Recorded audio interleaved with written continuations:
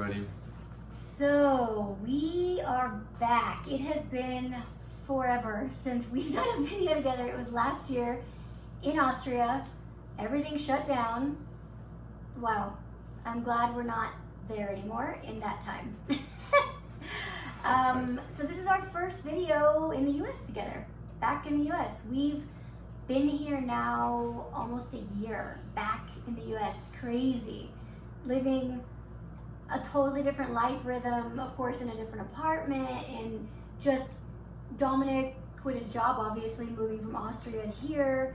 He was teaching music, and now he's been working at a school here. Thank God, it was like such a blessing. And we have, I don't even know how we can fit all of the things to tell you in one video, right? Like from then to now. I don't know where to start.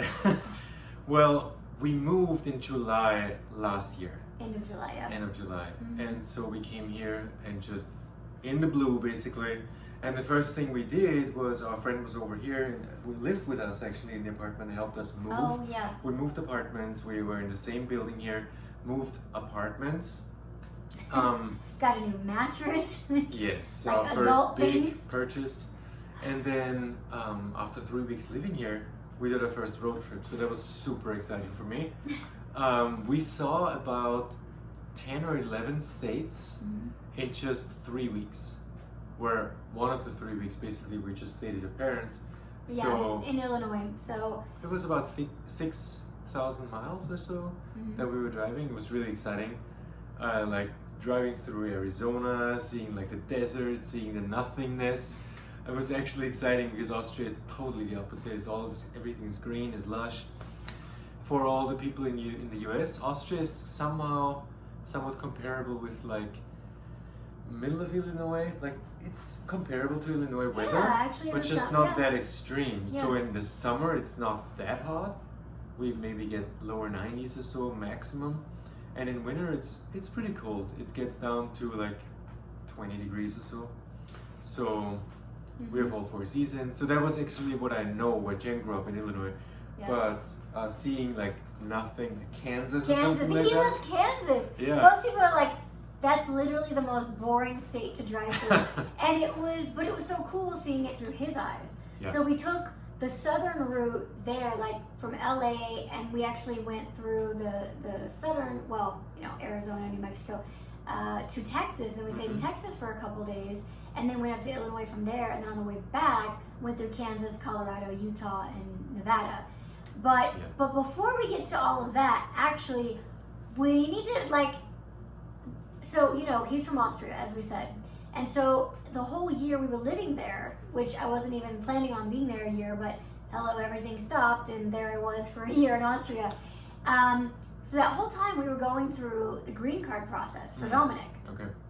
And, in a normal time, you'd be like, oh my gosh, a green card, like going through the process of getting a green card is going to be a nightmare. Anything where you have to go to the embassy and deal with the government and the offices and all that stuff, you're just like, that's just going to be a nightmare, Then now we're going through that in the middle of a worldwide shutdown.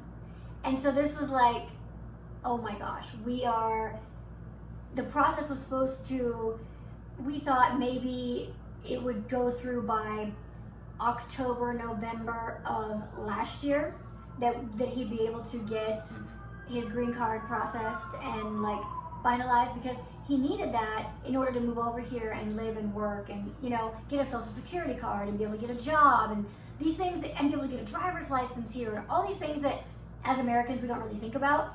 And so we're about a year ago or less than, in April of last year, we were talking with our lawyer, and she was just saying the steps. Okay, this is going to be filed, and then 45 days later we get another thing, and then that's going to be filed, and that will take about 2 months and all this stuff. So long story short, it was a straight up series of miracles. I mean, we skipped months.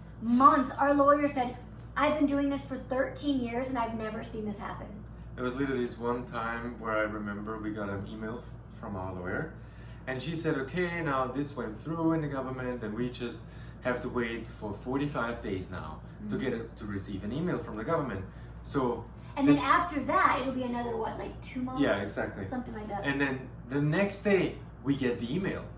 We skipped the 45 days, and then receiving the email, we were scheduled within 3 weeks instead of 2 months waiting on the interview at the embassy. So we were like, we got the email and we're like, well, that can't be the email because you literally just told us yesterday that it would be a 45-day process. So we didn't even think, we thought it was just some different email. Sure enough, it was supposed to take 45 days, and it was literally like it was 24 or 48 hours later. It was unbelievable. The next day, And then we're like, okay, well, we were scheduled we had our flights booked to come back July 7th. And then, surprise number, so we were gonna fly back here July 7th, stay a couple months, and then we figured it would be about October, November, when we would have to come back because we had to go to the embassy in Vienna, the US embassy in Vienna, to get his interview for his green card. Yeah. So, and then his best friend was getting married in October, so we're like, oh, perfect, we'll just come back in October. It's an extra flight, but whatever. And then we get an email saying that his interview was July 7th at the US embassy in Vienna. We're like, what? We thought this would be when our flight would have been. Exactly the day we were going to fly back. We had our flight booked already. Then the interview was on July 7th, basically. And then our lawyer told us they have this online group where all the lawyers, immigration lawyers from all over the world, people immigrating into the US, were basically texting with each other. And they said that we were basically the first ones booking actually an interview with the embassy because everything was shut down for half a year. So we were basically we had the first group of people, And then I called the airline to change the flight, and the airline, woman on the airline tells me, well, that flight is canceled anyway. You didn't get a notice or anything? So that was really ridiculous. I said, well, good that we know about it. So everything worked out perfectly at the end of the day. I mean, who doesn't get an email when your flight is canceled? That has never in all my years of traveling ever happened. It worked out perfectly. And then they gave us 50 euros each in a credit for rebooking and not canceling our flight. It was unbelievable. Then we pushed back our flight, obviously. So that's why we came back, I think July 20th is when we came back. And so then she's like, okay, now you have to take all your documents. Actually, no, we'll start at the embassy. The embassy, we get there and we're sweating bullets. Okay. 100 documents prepared. The lawyer said, just make sure the interview can last up to 1 hour. Don't say too much. Only answer the questions that they say. She's been doing that for 13 years. She knows exactly what she's talking about. Yeah. And so I go to the embassy. They call me to the window. I show the documents. I sit down for a second. Go there again. Sit down for a second. And the whole thing took 3 minutes. And we were done. So that was incredible. Wait, I thought it was going to be in the movies where you go into a separate room and they interrogate you. And that's what it usually is, I guess. I was sitting in the lobby waiting room right there. I could see him go to the window. I'm like, is that it? I mean, I don't want to ask, but also, is that it? I mean, is that all we're doing? So, okay, it was unbelievable. It was amazing. So they take your passport there to process everything and put it in your passport, and then you get it back. Could be up to a week later or more.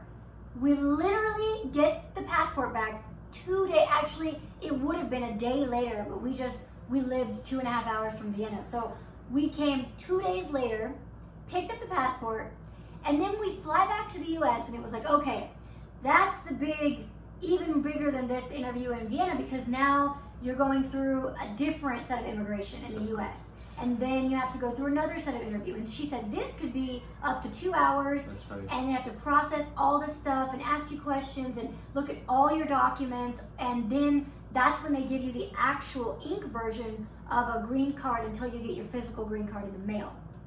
So we're like, okay, all right. So fly back to the US. We're here in LA. We go through customs. There was nobody. It was a ghost town in LAX. It was weird.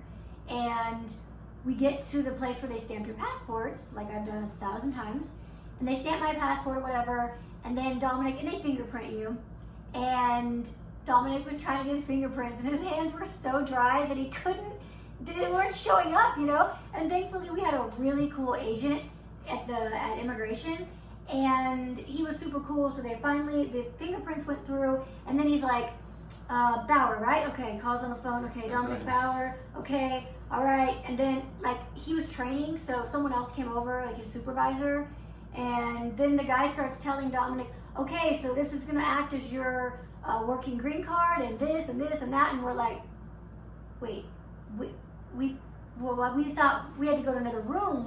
This was gonna be like an hour and a So you half. have all the documents and everything? Okay, and it was actually stamped in my actual passport.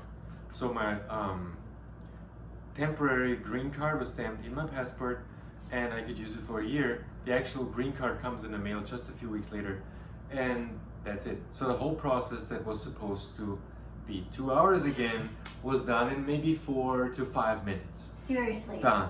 Unbelievable. Just done. I mean, that was it. That was the whole. We were faster than the usual landing on the Aerialist Yes. because there were no people.